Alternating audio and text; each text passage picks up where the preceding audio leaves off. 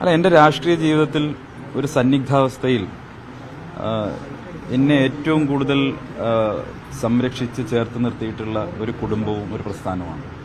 എന്നെ സംബന്ധിച്ചോളം എൻ്റെ ജീവിതാന്ത്യം വരെ എനിക്കത് മറക്കാൻ കഴിയില്ല. ആ കടപ്പാട് നന്ദിയും മറക്കാൻ കഴിയില്ല. സ്വാഭാവികമായിട്ടും എൻ്റെ മുന്നോട്ടുള്ള യാത്രയിൽ, എൻ്റെ എല്ലാ മുന്നോട്ടുള്ള പ്രയാണത്തിൽ, ഓരോ ഘട്ടത്തിലും തീർച്ചയായിട്ടും ഞാൻ വന്ന്, അന്ന് ഓർമ്മയുണ്ടാവും, നിങ്ങളൊക്കെ അന്നുണ്ടായിരുന്നയാളാണ്. ഒരു 1.5 വർഷം മുമ്പ് ഞാൻ ഇങ്ങോട്ട് വന്ന് കയറുന്ന ദിവസം, ഞാൻ എൻ്റെ ജീവിതത്തിലെ ഏറ്റവും പ്രയാസവും പ്രതിസന്ധിയും നേടുന്നൊരു സമയത്താണ് വന്ന് കയറുന്നത്. അന്ന് ഒരു പക്ഷേ അവർക്ക് വേണമെങ്കിൽ മാറ്റി നിർത്താമായിരുന്നു, പക്ഷേ എന്നെ ചേർത്ത് പിടിക്കുകയാണ് ചെയ്തത്. അന്നാ ചേർത്ത് പിടിച്ചത് ഇന്നും ഉണ്ട്. എനിക്ക് വേണ്ടിയിട്ട് തങ്ങൾ ഇവിടുന്ന് തൃക്കരിപ്പൂരിൽ വന്ന് പ്രചരണം നടത്തി. സയ്യിദ് സാദിഖലി ശിഹാബ് തങ്ങൾ വന്നു, മുനവർ അലി തങ്ങൾ വന്നു, ബഷീർ തങ്ങൾ വന്നു.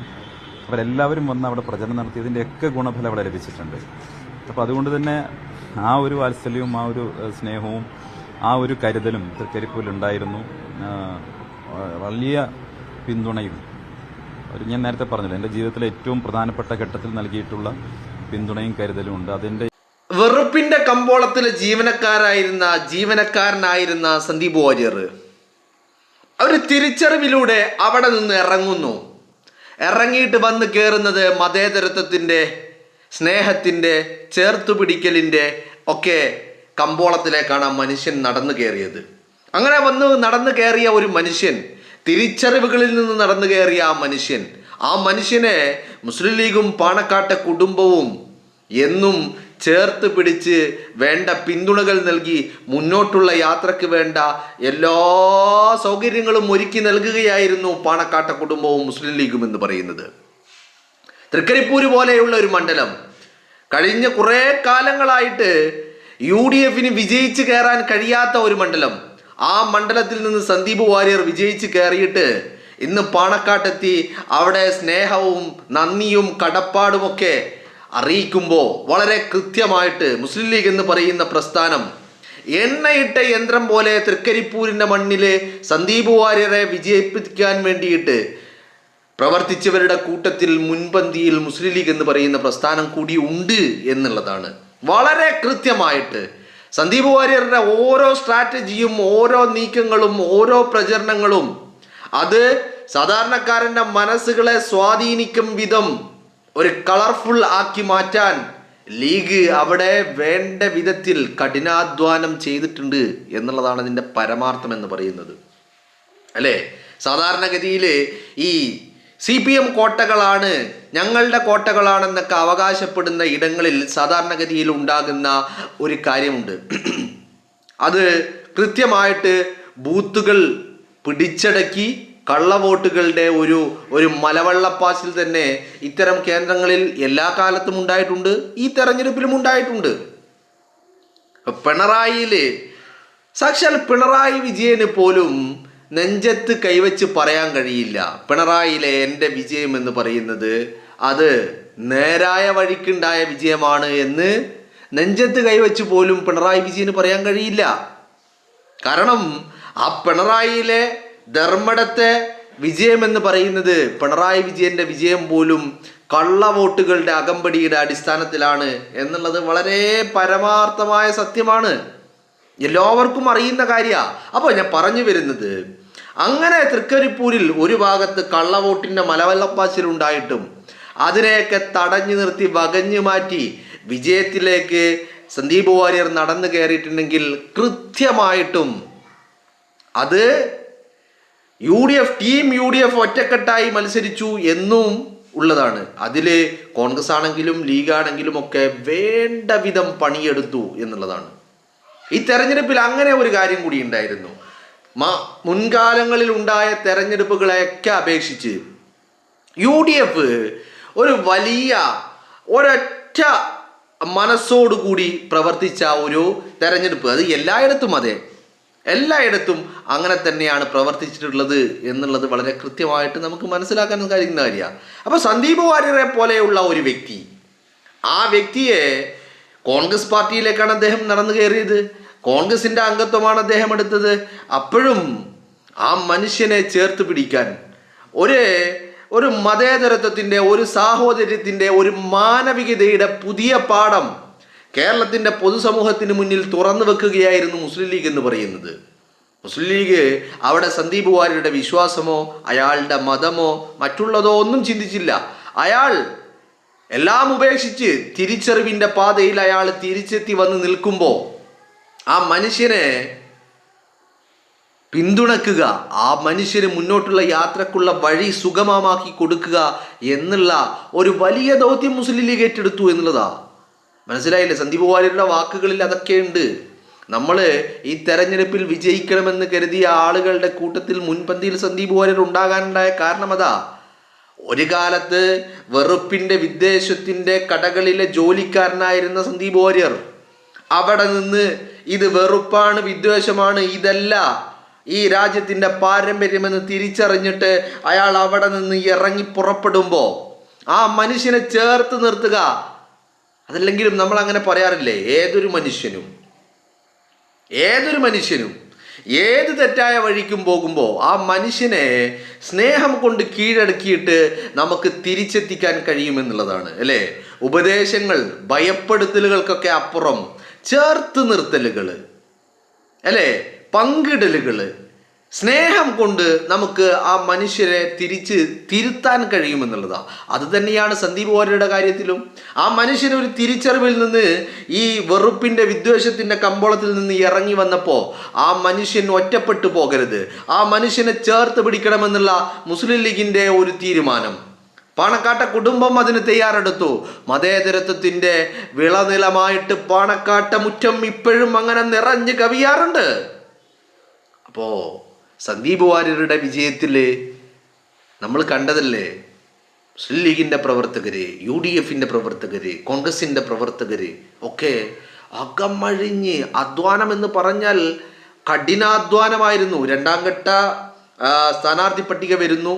ആദ്യഘട്ടത്തിൽ തൃക്കരിപ്പൂരില്ല, രണ്ടാം ഘട്ടത്തിൽ വരുമ്പോൾ തൃക്കരിപ്പൂരുണ്ട്, അവിടെ സന്ദീപ് വാര്യറുണ്ട്. അതിനുശേഷം ആ മനുഷ്യരെ അങ്ങ് ഏറ്റെടുക്കുകയായിരുന്നു തൃക്കരിപ്പൂരുകാർ അല്ലേ. അപ്പോൾ ഞാൻ പറഞ്ഞു വരുന്നത്, സ്വാഭാവികമായിട്ടും പലരും സന്ദീപ് വാര്യരെ കുറിച്ച് പറയുമ്പോൾ അയാളെ പഴയ പോസ്റ്റുകൾ, അയാളെ പഴയ കാല വർത്തമാനങ്ങൾ, അയാളുടെ പഴയ കാല സംസാരങ്ങൾ, ഇതൊക്കെ കുത്തിപ്പൊക്കി വന്നിട്ട് നീ ഇപ്പോഴും അല്ലടോ. ഇതാണ് നമ്മുടെ നാട്ടിൽ എപ്പോഴും സംഭവിക്കുന്ന ഒരു കാര്യം. ഒരു മനുഷ്യൻ ഒരു തെറ്റിലേക്ക് പോയി കഴിഞ്ഞാൽ അവനെ നന്നാവാൻ സമ്മതിക്കൂല. അവന് നിരന്തരമായിട്ട് അവൻ്റെ പഴയകാല കാര്യങ്ങൾ പറഞ്ഞ് അവനെ വേട്ടയാടിക്കൊണ്ടേയിരിക്കുമെന്നുള്ളതാണ്. സന്ദീപ് വാര്യരുടെ കാര്യത്തിലും അതാണ്. ആ മനുഷ്യൻ അയാളുടെ ഈ പറയുന്ന പാസ്റ്റ് കുത്തിപ്പൊക്കിയിട്ട് അയാളെ വേട്ടയാടുക. CPMൻ്റെ വലിയൊരു നെറേറ്റീവായിരുന്നു തൃക്കരിപ്പൂരിൻ്റെ മണ്ണിൽ സന്ദീപ് വാര്യരെ CPM അത്തരത്തിൽ അടക്കം വേട്ടയാടി കള്ളവോട്ടുകൾ നടത്തി, വ്യാജ പ്രചരണങ്ങൾ നടത്തി ഒക്കെ എല്ലാ അർത്ഥത്തിലും തോൽപ്പിക്കാൻ ശ്രമിച്ചതാ. എന്നിട്ട് ആ തൃക്കരിപ്പൂരിൻ്റെ മണ്ണിൽ നിന്ന് സന്ദീപ് വാര്യർ വിജയിച്ച് കയറുന്ന ഒരു ഘട്ടമാണ് നമ്മൾ കണ്ടത്. അപ്പോൾ അതിൻ്റെയൊക്കെ ഒരു എന്താ പറയേണ്ടത്, തനിക്ക് മുസ്ലിം ലീഗിൻ്റെ പ്രവർത്തകർ തന്നോട് കാണിച്ച സ്നേഹം, ആ സ്നേഹത്തിന് ഒരു കടപ്പാടുണ്ടല്ലോ, ആ ചേർത്ത് നിർത്തലിന് ഒരു നന്ദി പ്രകടനം വേണമല്ലോ. അതിനു വേണ്ടിയാണ് പാണക്കാട്ട മണ്ണിലെ സന്ദീപ് വാര്യർ എത്തിയത്. എന്തായാലും വലിയ സന്തോഷമുള്ള കാര്യം അല്ലേ. ആ മനുഷ്യൻ്റെ പാസ്റ്റ് പറഞ്ഞ്, ആ മനുഷ്യൻ്റെ ഭൂതം പറഞ്ഞ്, ആ മനുഷ്യനെ വേട്ടയാടാൻ ഇറങ്ങിയവർക്ക് മുന്നിൽ അങ്ങനെ വേട്ടക്കിട്ടുകൊടുക്കാതെ ആ മനുഷ്യനെ ചേർത്ത് പിടിച്ച് സ്നേഹത്തിൻ്റെ കരുതലിൻ്റെ കരപ്രശ്നങ്ങൾ മുസ്ലിം ലീഗ് എന്ന് പറയുന്ന പാർട്ടി നീട്ടി അങ്ങനെ കഠിനാധ്വാനം ചെയ്തുണ്ടാക്കിയെടുത്തതാണ് തൃക്കരിപ്പൂരിൻ്റെ വിജയം എന്ന് പറയുന്നത്. അപ്പം ഞാൻ പറഞ്ഞു വരുന്നത്, സന്ദീപ് വാര്യരെ പോലെയുള്ള ആ മനുഷ്യൻ, നിങ്ങളൊന്ന് ആലോചിച്ച് നോക്കൂ. അയാൾ കോൺഗ്രസ് എന്ന പ്രസ്ഥാനത്തിലേക്ക്, മതേതരത്വത്തിൻ്റെ ആശയത്തിലേക്ക് ആ മനുഷ്യൻ കടന്നു വന്നതിൽ പിന്നെ ആ മനുഷ്യൻ്റെ ഇടപെടലുകൾ, ആ മനുഷ്യൻ്റെ സംസാരങ്ങൾ, ആ മനുഷ്യൻ്റെ പരാമർശങ്ങൾ ഒക്കെ വളരെ കൃത്യമായിട്ട് അത് സ്നേഹത്തിൻ്റെയും കരുതലിൻ്റെയും ഒക്കെ മതേതരത്വത്തിൻ്റെയും ഒക്കെ വാക്കുകളായിരുന്നു എന്നുള്ളത് നമുക്കെല്ലാവർക്കും ഈ കഴിഞ്ഞ കാലങ്ങളിൽ, കഴിഞ്ഞ 1.5-2 വർഷമായിട്ട് നമ്മൾ കണ്ടുകൊണ്ടിരിക്കുന്ന കാര്യമാണ് അല്ലേ. കൃത്യമായിട്ട് പാലക്കാട്ടെ ഉപതെരഞ്ഞെടുപ്പിൻ്റെ ഘട്ടത്തിലാണ് സന്ദീപ് വാര്യർ UDFിലേക്ക്, കോൺഗ്രസിലേക്ക് കടന്നു വരുന്നത് അല്ലേ. ആ പാലക്കാട്ടെ ഉപതെരഞ്ഞെടുപ്പിൻ്റെ ഘട്ടത്തിൽ അദ്ദേഹം കടന്നു വരുന്നു. പിന്നീട് അങ്ങോട്ട് അദ്ദേഹത്തെ കൂടെ നിർത്തി ഒറ്റപ്പെടാതെ നോക്കി, അദ്ദേഹത്തെ കൂടെ നിർത്തി. മുസ്ലിം ലീഗ് എന്ന് പറയുന്ന പ്രസ്ഥാനം കൂടി അദ്ദേഹത്തെ വലിയ അർത്ഥത്തിൽ ഇരു കൈയും നീട്ടി മാറ്റി നിർത്താതെ സന്ദീപ് വാര്യർ പറഞ്ഞൊരു വാക്കാണത് അല്ലേ. ലീഗിന് വേണമെങ്കിൽ മാറ്റി നിർത്താമായിരുന്നു. അവിടെ ഒരു മനുഷ്യൻ തിരുത്തി വന്നപ്പോൾ ആ മനുഷ്യന് കൂടുതൽ പ്രചോദനമാകാൻ വേണ്ടിയിട്ട് മുസ്ലിം ലീഗ് എന്ന് പറയുന്ന പ്രസ്ഥാനം ആ മനുഷ്യനെ ഇങ്ങനെ ചേർത്ത് പിടിച്ചു അല്ലേ. ഇതൊക്കെയാണ് നമ്മുടെ നാട്ടിൻ്റെ കേരള സ്റ്റോറി എന്ന് പറയുന്നത്. അജണ്ടകളുടെയും പ്രപ്പഗാണ്ടകളുടെയും അടിസ്ഥാനത്തിൽ ഏതെങ്കിലും ആളുകൾ പടച്ചു വിടുന്നതല്ല കേരളത്തിൻ്റെ സ്റ്റോറി. ഈ കേരളത്തിൻ്റെ പാരമ്പര്യവും ഇതിൻ്റെ സ്റ്റോറിയും എന്ന് പറയുന്നത് സ്നേഹത്തിൻ്റെയും ഒരു ഉദാത്തമായ സോഷ്യൽ ഫാബ്രിക്കിൻ്റെയും സ്റ്റോറിയാണ് ഈ കേരളത്തിനുള്ളത് എന്നുള്ളത് വളരെ കൃത്യമായിട്ട് നമുക്കെല്ലാവർക്കും മനസ്സിലാകുന്ന കാര്യമാണ് അല്ലേ.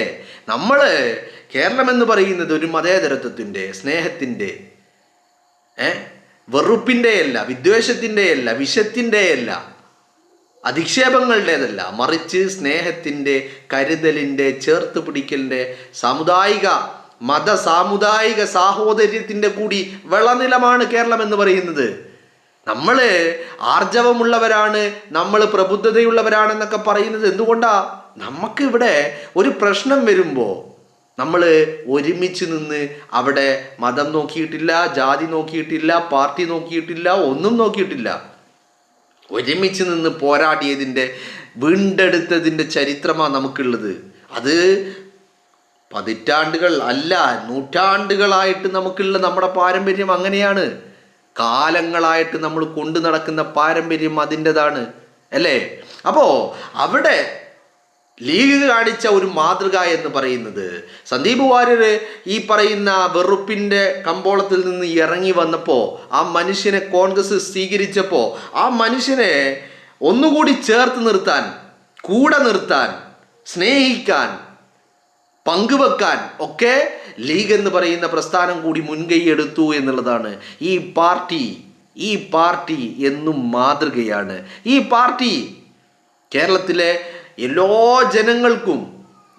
ജനങ്ങൾക്കും ഒരു വലിയ സന്ദേശം, സ്നേഹത്തിൻ്റെ, സാഹോദര്യത്തിൻ്റെ സന്ദേശം കൈമാറുന്ന പാർട്ടിയാണ് മുസ്ലിം ലീഗ് എന്ന് പറയുന്ന പാർട്ടി അല്ലേ.